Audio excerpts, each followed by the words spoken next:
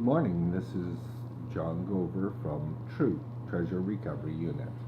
And I'm going to start doing an educational system or videos. And really simply, today I'm going to do the gear that you use for metal detecting as a beginner and professional, whatever. And this is for kids and kids at heart. So first thing is, don't get caught up with the amount of money you're spending on your machines. Better or more expensive is not necessarily better. That's the biggest thing. The metal detectors are very, very simple machines. They can get complicated, and the more money you spend, the more complicated it gets. And you get lost on all the technology and forget to dig. Or you miss targets that say one thing but actually are treasures. So I have owned $3,000 machines before, and I've owned $300 machines. What do I find most of my treasures with? $300 machines. Plain and simple. Quick and fast, dirty, get down, dig everything type of deal. It does discriminate. So my favorite are Garrett's. Garrett was one of the first people to ever turn World War II minesweepers that detected mines, turned them into hobby machines about 60 years ago. They're one of the granddaddies in the business of metal detecting. I personally love Garrett's. I've used them probably the last 30, 40 years. And yes, started with a mine detector. Grew up on a military base, so my dad wanted me out of the house, and he gave me that, and I got hooked because I was finding stuff all the time. But today we're going to just go through and see what is the best machine for you as a beginner. I have beginner machines. Real simple, because I find stuff with them. You don't have to get complicated. So, and some of my other gear. So I've just pulled together a whole bunch of stuff, and hopefully we'll be able to take a look at it and go from there. So we're going to pause, and we're going to... Okay, so we're now looking at my machines.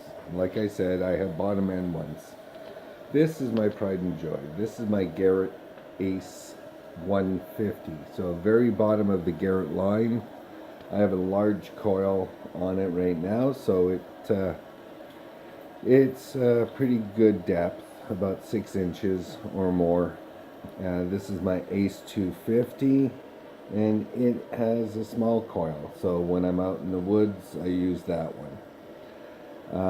So these are my two favorite ones. I also have from my past Mine Lab. That's a Mine Lab, made from a company in Australia. Excellent machines, but this is an older version. There is no like the control box is actually around your neck, and you're programming it through knobs, so it's just sound, and it's pretty good. It works. I found rings and jewelry with that, as well as coins, and lots of garbage. But that's one of my ones I lend out to people who think they want to start doing this. So until they can replace this one with one of their own, I lend this one out. And I also picked up a Kinetics unit. Not bad. It's only cost me about $250, and it is my park one. When I go to parks, I use this one in the ground where things are stationary. not moving around. So all my targets are true. This and my Garrett's are my three go-to machines right now. In my lab, I lend it out, especially when I'm with kids, or kids see me and they want to try it, or friends want to go out. I usually have all four in my vehicle at once. So what is the best metal detector?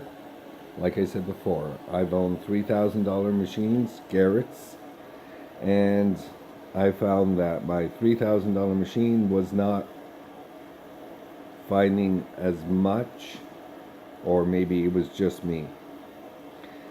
You got to learn your machine. So my $3,000 machine did not find as much jewelry. It found just as many coins, but not as much jewelry. So I've always stuck with the Ace series. The Garrett Pro is what I want to get because it's waterproof. But that's about $800. So right now, it's not my budget because I have too many other expenses. So I'm sticking with these. You can go into the water up to about here. Up to about here. You get this wet, you might as well kiss your whole unit goodbye. I've dropped this one in the water 3 times now. Salt water twice and fresh water once. And it recovered. I don't know how, but all 3 times it recovered. It played a lot of crap for a while, but it did work. So from there, let's see all the other stuff I use. Headphones, because people hate the beeping. So the only time I actually use this is when I'm on the beach. I have my Garrett set, which has a large plug. So if your set that you're using, like your earbuds, doesn't have a large end, you need to get a large end. And you put that piece into there, and now you can convert this into a metal detector headphone, and it's all one piece. So right now I carry 3 different ones, and like I said, I don't use them very often. My digging tools, really simple. Screwdriver is my favorite, but to do plugs, I went to a hardware store and I got this one. It's good, but I've scratched a couple coins because the end. I didn't go far enough. I have my little Garrett shovel. It's collapsible, so that's a good one. Sits on my belt, but my belt is pretty full nowadays. And even a weed thing works. So anything you have around the house, you can start using. I have a couple of military shovels, ditch shovels, and I have a smaller one. I use this one on the beach. Let's see. We also need these things, spray bottles, because when you're out there, you get excited about the coins and you want to clean them, but you can't. You just want to take the initial dirt off. So I use a spray bottle like that, or a smaller one. Depends on how much crap I'm carrying around. And now that I'm filming, I went to a smaller bottle. They call this foo-foo juice. Don't know why, but basically it's just water and a bit of, I put about 3 drops of dish soap. It just cuts it. So that's my headphones, my cleaner for when I'm out there metal detecting, some of my digging tools. As you can see, I also have a long-handled small spade shovel. There is also a beach one, which is actually in my car right now, but I didn't get it. Next to the metal detector, one of the more important things are pinpointers. For years I did it without pinpointers.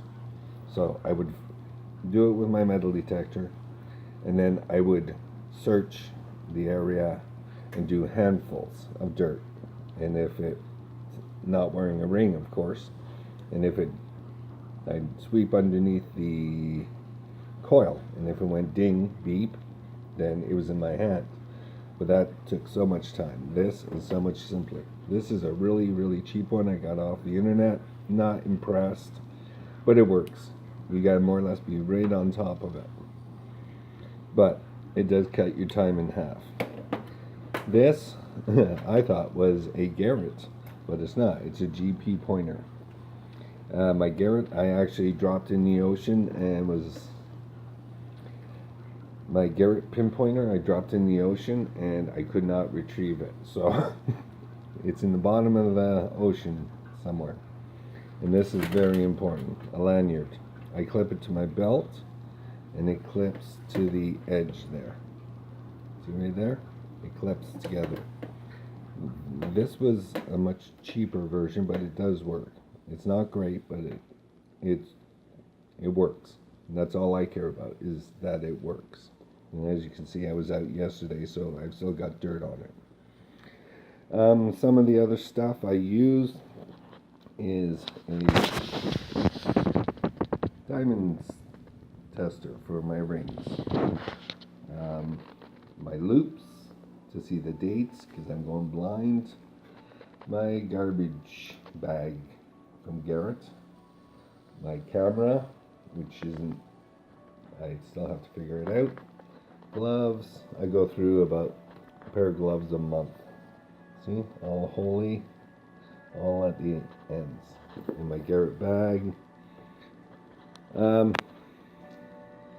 So that is basically it.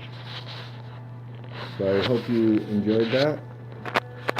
And again, what is the best metal detector? The one you have right now.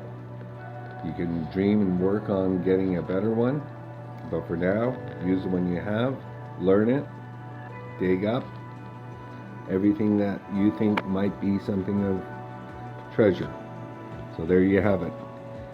So from T.R.U, have a great day and keep on digging.